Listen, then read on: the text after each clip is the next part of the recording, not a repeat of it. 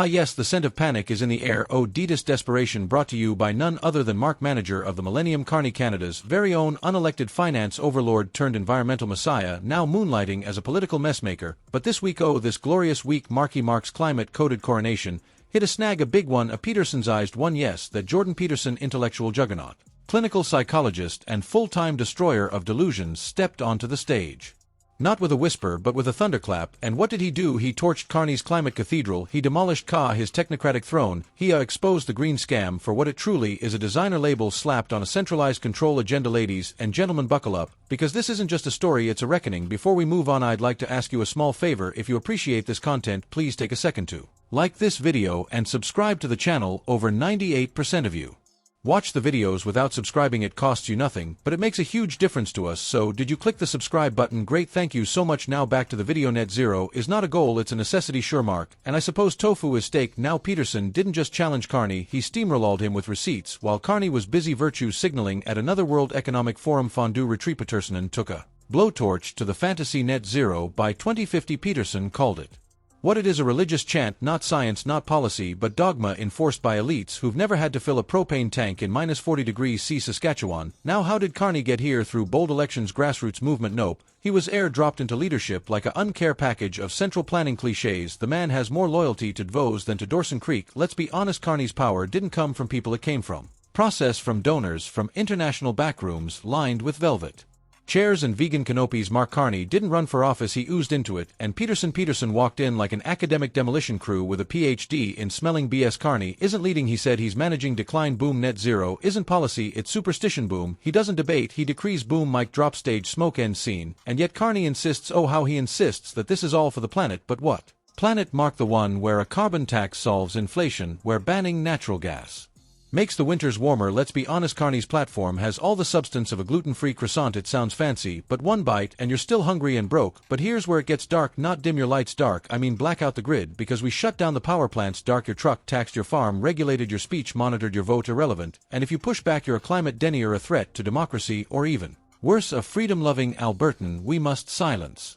Misinformation for sustainability. Translation: you're free to speak as long as you agree with me. Meanwhile, the media is in full swoon. You'd think Carney was the second coming of Pierre Trudeau if Pierre Trudeau had been raised by AI and programmed to say ESG compliance every 30 seconds. Peterson saw through the charade and laid it bare. This is not democracy, he said, this is technocracy. And he's right. Carney doesn't govern, he audits, he doesn't campaign, he calculates. He isn't running a government, he stressed, testing a spreadsheet, and your liberties are in the red. Breaking: Mark Carney avoids public debate again when asked for a cost-benefit breakdown of his net zero plan. Carney responded with a limited edition PowerPoint slide titled "Trust Me." And let's not forget his track record. This is the man who ran the Bank of England and the Bank of Canada into the arms of inflation, and now wants to do the same to your grocery bill. Peterson rightly questioned this economic genius status.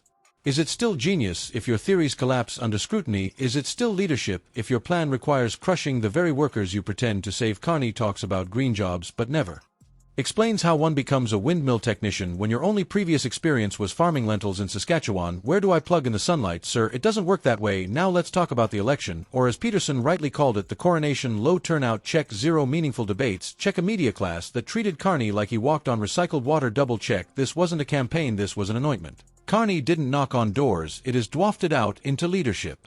Atop a cloud of jargon and net zero buzzwords, and Canadians, many were too distracted, too tired, or too censored to see it coming. This isn't just bad policy, it's ideological capture. That's the crux. Carney's not dangerous because he's dumb, he's dangerous because he's smart enough to package control as compassion. He'll sell you submission as civic virtue, he'll frame censorship as safety, he'll mask economic decay as climate justice. But here's the twist: Canadians are waking up. Peterson's message struck a chord not just with political junkies, but with truckers, ranchers, teachers, nurses, real people who don't speak fluent ESG, but know what freedom feels like. This isn't about right or left anymore, it's about up or down, liberty or managed decline. Peterson didn't call for violence, he called for resistance with reason, for pushing back with truth, not tantrums, for reclaiming Canada not with rage, but with resolve. He spoke to the soul of the nation, reminding us that freedom isn't just won, it's maintained every day, every vote, every voice. Tired of carbon taxes, but still want to breathe? Try common sense, available in all provinces. Side effects may include lower food prices and restored sovereignty. Mark Carney may have the suits, he may have the media, he may have the backrooms, but Jordan Peterson, he has the IT people, and that in a nation that's been asleep at the wheel is a waking nightmare for the technocrats. This is not over.